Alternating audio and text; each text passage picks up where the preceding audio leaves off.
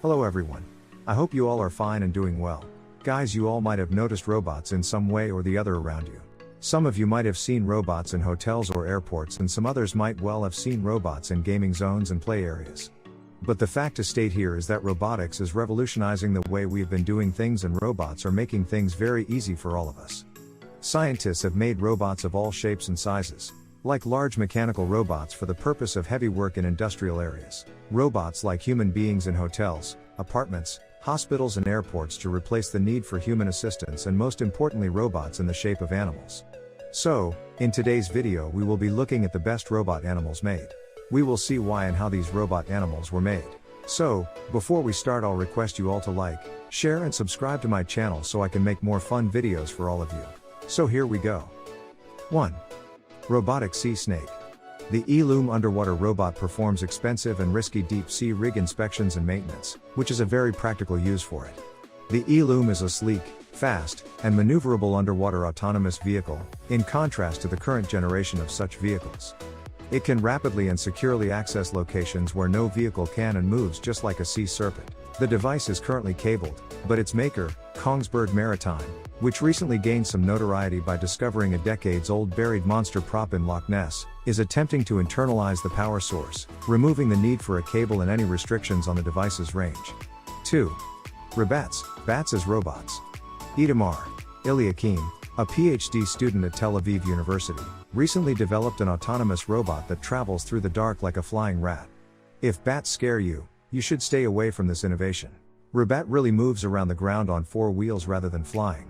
But like its animal model, the Rabat employs echolocation to create a sound-based map of its surroundings. 2 ultrasonic microphones serve as Rabat's ears, and an ultrasonic speaker generates frequency-modulated chirps at a pace normally employed by bats. The robot uses its own artificial neural network to categorize the boundaries and forms of the items it meets. For instance, if the gadget comes to a dead end, it can use its categorization skills to identify whether it is obstructed by a solid wall or by a plant that it might pass through. 3. Locust robots could clean oil spills. When is a locust swarm beneficial? When it's made up of small, Holy Land developed, high-jumping robots. A group of zoologists and mechanical engineers used locusts as their model species to create a robot that can leap 11 feet in the air and travel 4.5 feet horizontally in a single bound. Although the robot does not resemble a locust, its design was inspired by the 3-stage leap mechanism seen in locusts. These leaping robots have not yet entered the market, according to Professor Amir Ayali of Tel Aviv University, who collaborated with researchers from ORT Broad College in Carmiel to create the 5-inch long robot. How a prototype may be employed is a question of imagination. However, Ayali envisions small, reasonably priced leaping robots performing chores more effectively than bigger robots. The cyber jumpers can also be utilized in situations when being tiny is advantageous, such seeing beneath debris or cleaning up an oil spill. 4. Rooster saves the day. Although they can fly, roosters prefer to stroll. Based on that, 3 students from BGU's robotics lab created the Rooster robot in 2011 for the Israeli firm Robo-T-Can. According to Ofer Buston, COO of Robo-T-Can, most of the time it walks, but when it runs into an obstruction, it can hover and fly. Reaching injured victims of natural catastrophes where it is unsafe to send human rescue personnel is this rooster's major goal.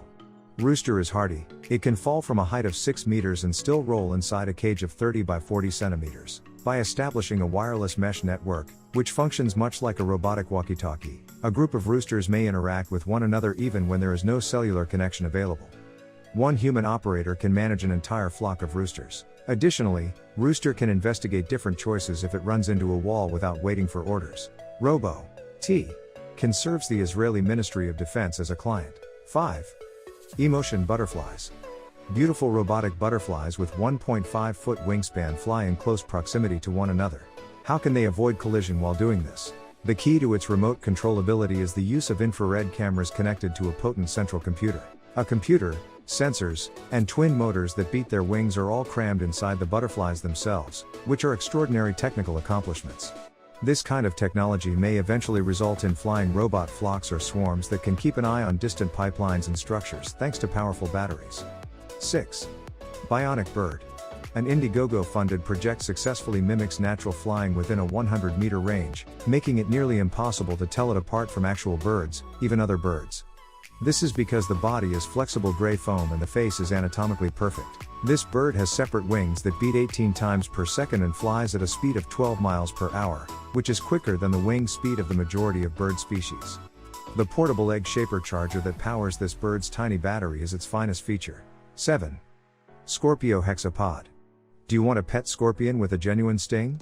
The Scorpio hexapod created by Ghent University in Belgium is most likely the best option for you.